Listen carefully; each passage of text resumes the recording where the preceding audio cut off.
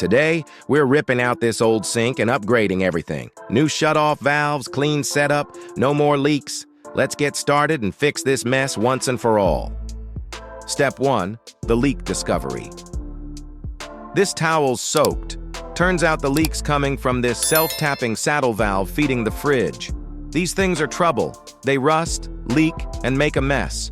We're cutting this whole setup out and doing it right. Step 2. Power and water off. Unplug the garbage disposal, shut the power off, and here's my main water shutoff. Quarter-turn valve, simple and solid. Kill the water supply, then open up a faucet upstairs to drain the system. Step 3. Disconnecting and removing. With the water drained, time to disconnect everything. Supply lines, drain, and garbage disposal. Always have a bucket handy. You'll get a bit of water somewhere. Once it's loose, pull that disposal off clockwise, and it drops right out. Now loosen the sink clips, cut any old sealant, and lift the sink right out.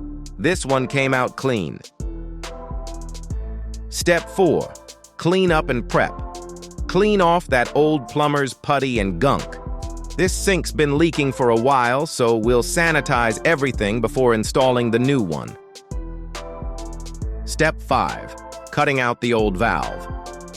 Now to the plumbing. Disconnect the fridge line, cut off that old saddle valve. No more shortcuts. These steel fittings on copper? Big mistake. Always use proper brass or copper fittings. This little Milwaukee cutter, one of my favorite tools, makes clean cuts every time. Step 6. Cleaning and soldering. Prep your copper. Burn off paint, clean it with emery cloth, flux it up, and we're ready to solder. I'm using copper male adapters and quarter-turn shutoffs. If you're doing this often, MAP gas and 95.5 solder make it a breeze. Step 7. Installing new valves. For threads, 3 wraps of Teflon, a little Megalock, and make sure no tape covers the first thread. I've got a 1/2-inch FIP to 1/4-inch for the fridge, and 1/2-inch to 3/8 compression valves for the faucet and dishwasher. Tighten everything up snug. Step 8. Water test. Time for the moment of truth. Slowly open your main valve, bleed the air from your hose bib, then fully open the line. No leaks, everything's solid.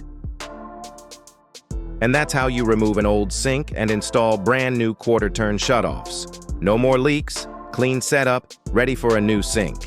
If you found this helpful, hit subscribe and join me for part 2. We'll be installing the new sink and faucet next.